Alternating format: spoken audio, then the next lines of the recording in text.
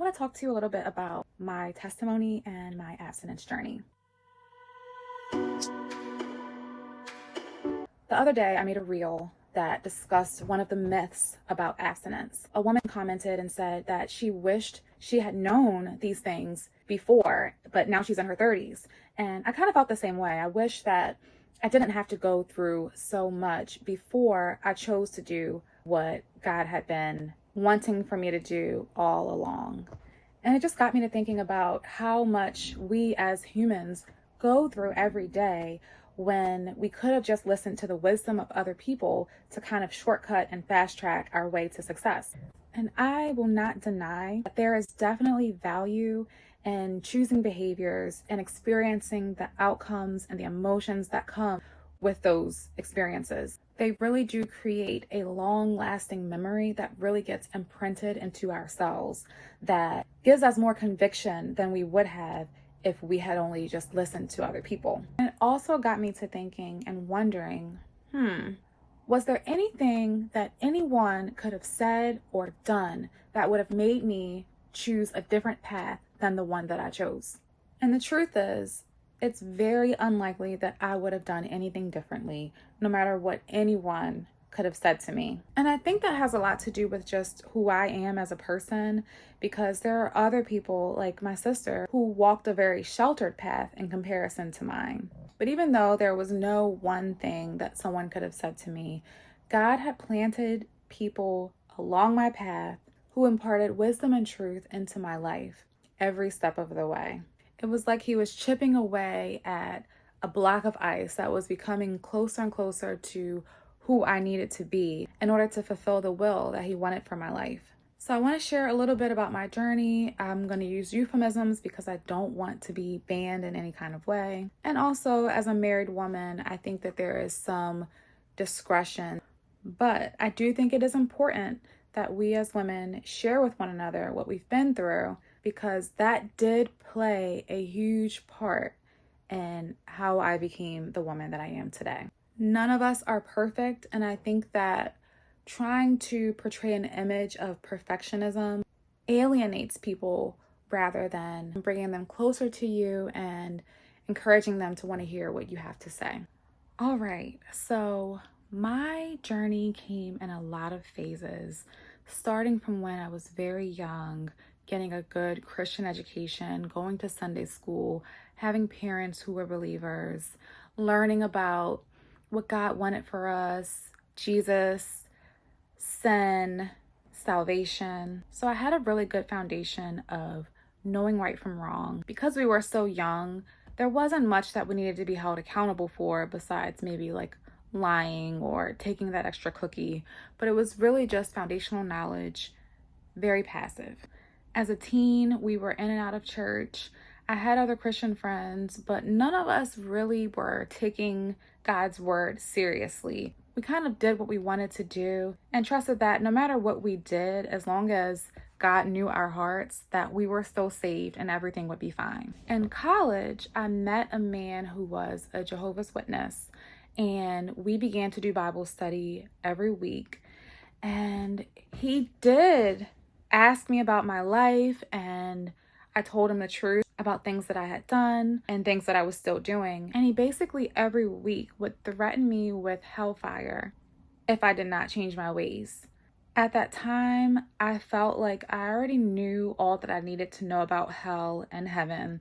And I was actually scared that the more that I knew about hell and not being repentant of sin, that I would heap coals upon my head to send me there quicker. So I shied away from doing Bible study with this person because I did not want to be held accountable. So all through college and my first couple years of working, I started to question if I was really saved, as well as if God really even existed. I had gotten into multi-level marketing, and a lot of the training dealt with the law of attraction, which really piqued my interest. I was in a very tumultuous relationship on and off, and I was dating different people in between the ons and offs. And also at that time, there were a lot of people who I was close to who were getting different diseases, and some of them were uncurable. And I just prayed, like, God, if you're really real, if you really want to be in my life, please make it clear.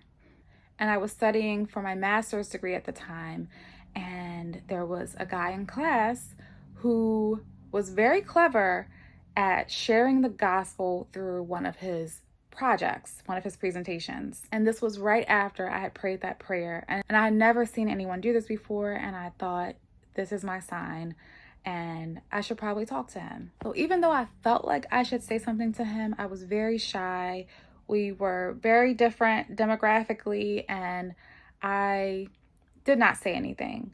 But there was a girl who I was close to in the class, and after a couple of weeks went by, she told me, hey, this guy and I are going to start doing Bible studies. Would you like to join us? And I was like, yes. So we started doing weekly Bible studies. The girl eventually stopped coming, so it was just me and him every week. And this was the most consistent thing that I'd had in my life.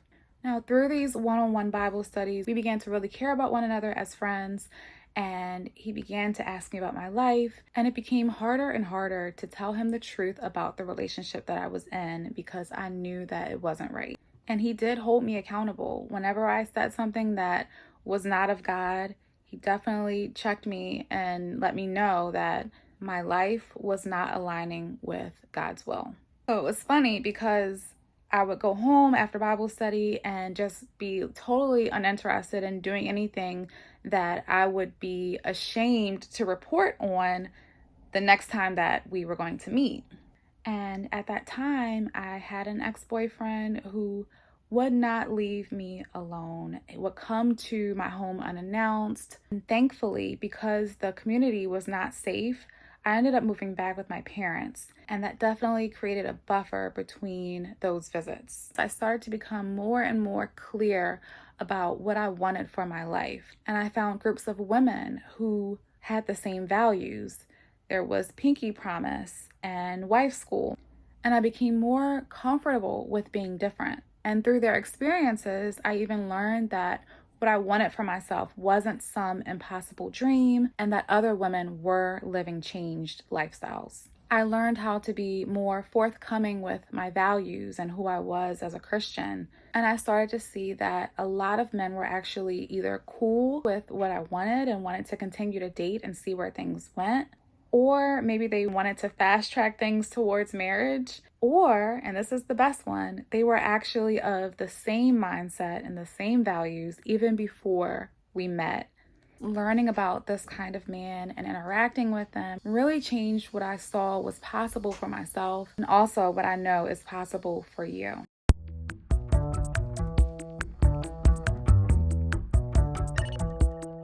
That is my journey in a nutshell. It has given me such a rich knowing and conviction that the way that I wanted to live my life was actually right for me. And I don't know if these convictions would have been as strong if I hadn't gone through all of these experiences firsthand.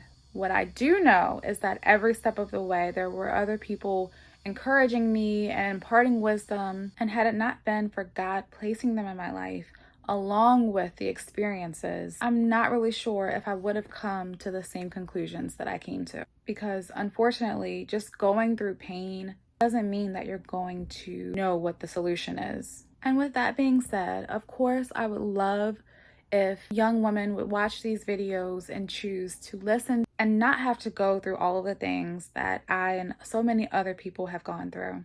But if not, I hope to be one of those voices that you can think back on, that you've stored in the back of your mind when you're going through a hard time and need a solution, because that's exactly what I needed, and I'm so grateful for all of them. I hope you enjoyed my story, and I will see you all in the next video.